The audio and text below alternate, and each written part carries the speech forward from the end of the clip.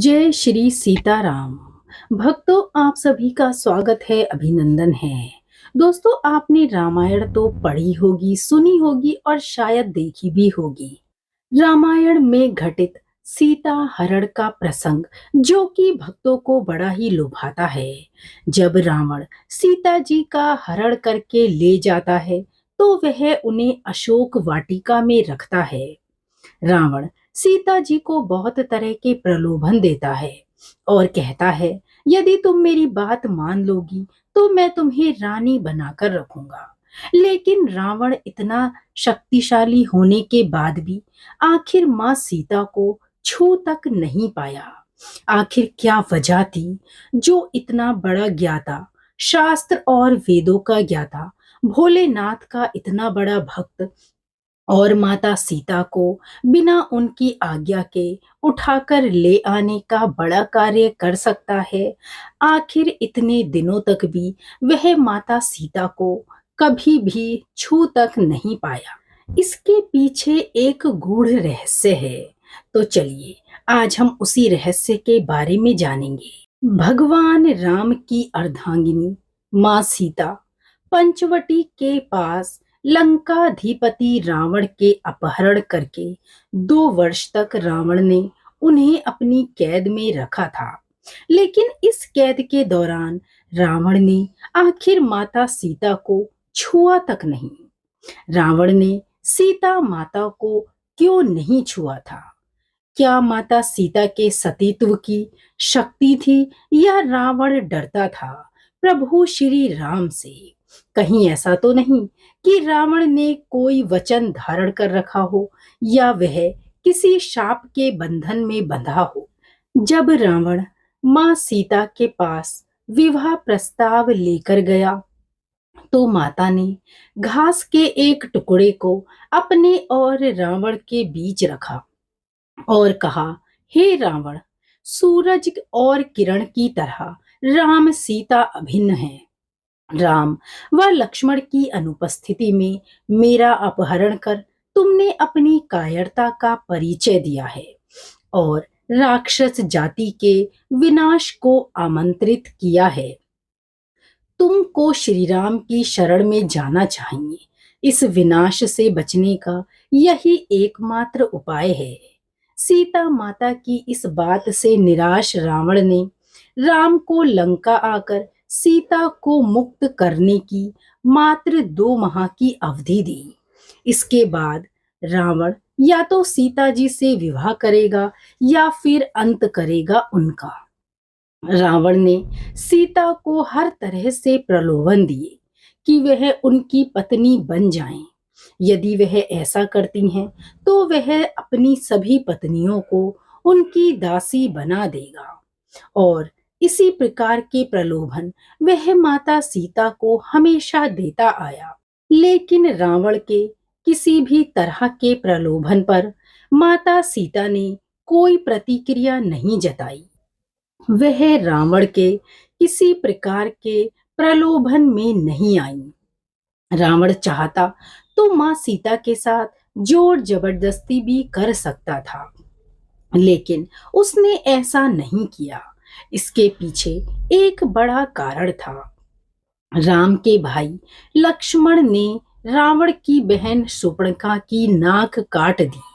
पंचवटी में लक्ष्मण से अपमानित शूर्पणखा ने अपने भाई रावण से अपनी व्यथा सुनाई और उनके कान में कहा, सीता अत्यंत सुंदर है और वह तुम्हारी पत्नी बनने में सर्वथा योग्य है। तब रावण ने अपने मामा मारीच के साथ मिलकर सीता अपहरण की योजना रची।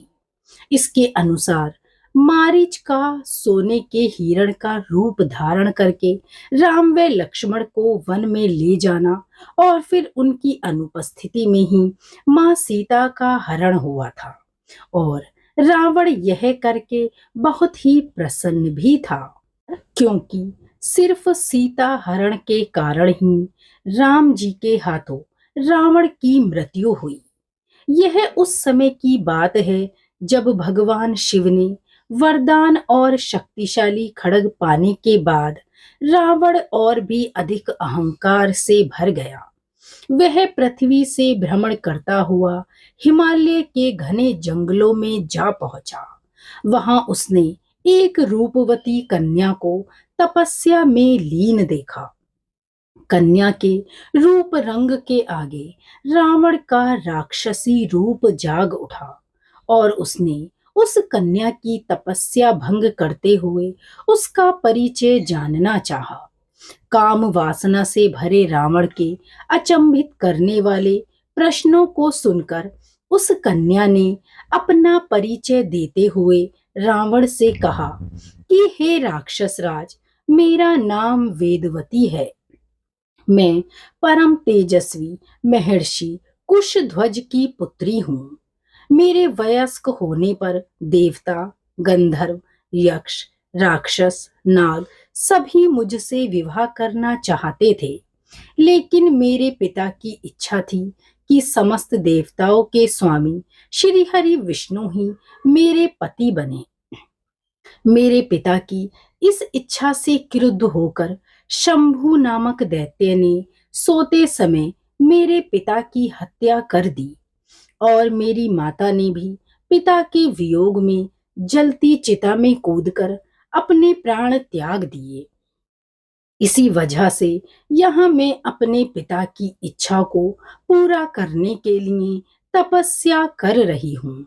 इतना कहने के बाद उस सुंदरी ने रावण को यह भी कह दिया कि अपने तप के बल पर आपकी मैं गलत इच्छा को जान गई हूँ। इतना सुनते ही रावण क्रोध से भर गया और अपने दोनों हाथों से उस कन्या के बाल पकड़कर उसे अपनी ओर खींचने लगा। इससे क्रोधित होकर अपने अपमान की पीड़ा की वजह से वह कन्या दशानन को श्राप देते हुए अग्नि में समा गई कि मैं तुम्हारे वध के लिए किसी भी रूप में जन्म अवश्य लूंगी और किसी धर्मात्मा पुरुष की पुत्री के रूप में ही मैं जन्म लूंगी। महान ग्रंथों में शामिल दुर्लभ रावण संहिता में उल्लेख मिलता है कि दूसरे जन्म में वही तपस्वी कन्या एक सुंदर कमल से उत्पन्न हुई, जिसकी संपूर्ण काया कमल के समान थी।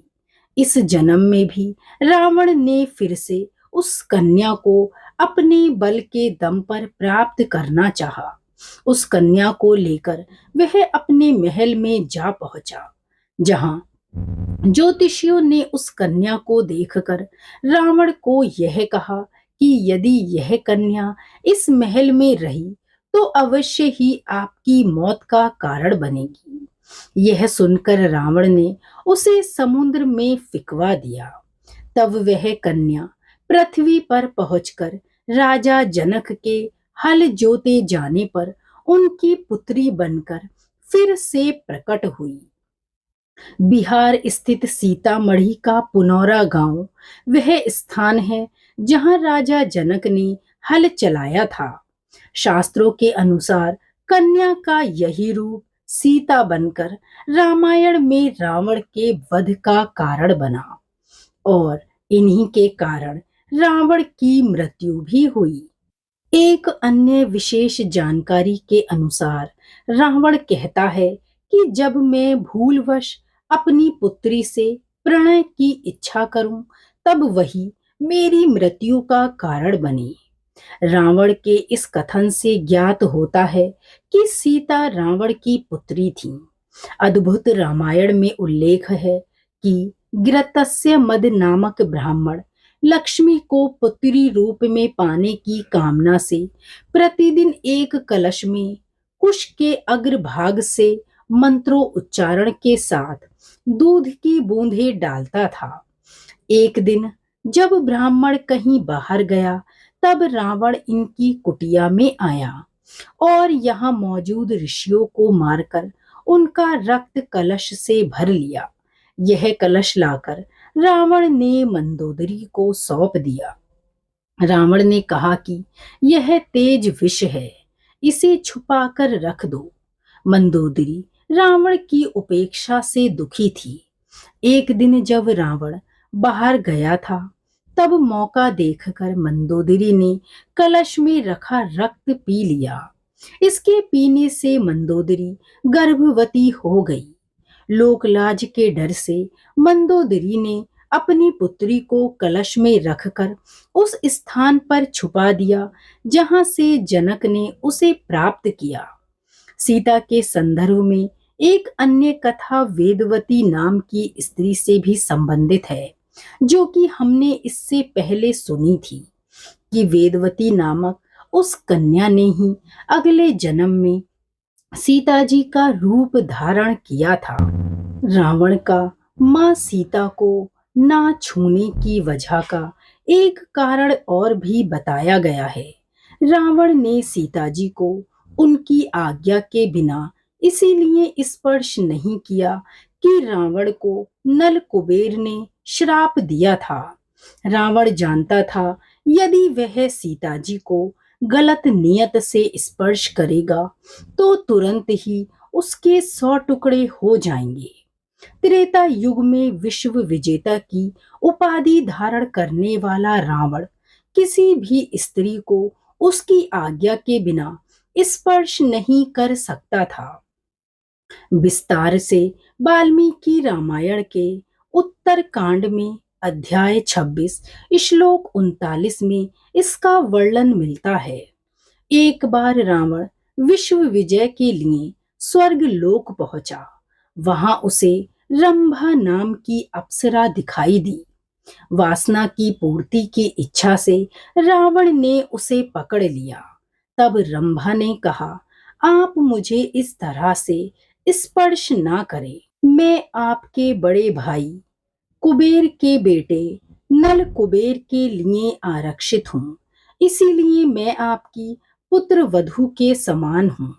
और इसके पश्चात फिर रावण को नल कुबेर ने श्राप दिया था कि अगर वह किसी भी स्त्री को उसकी अनिच्छा से गलत नियत से स्पर्श करेगा तो उसके सिर के तत्काल ही 100 टुकड़े हो जाएंगे। तो दोस्तों, इस तरह रावण और सीता जी से जुड़ी इन कहानियों के उल्लेख कई जगह अलग अलग मिलते हैं। रावण आखिर सीता जी को क्यों नहीं स्पर्श कर पाया, इसकी भी कई वजह पुराणों में बताई गई हैं। दोस्तों, इस संबंध से जुड़े ये गूढ़ रहस्य और जानकारी आपको अच्छी लगी हो तो इसे शेयर अवश्य करें। जय श्री हरि।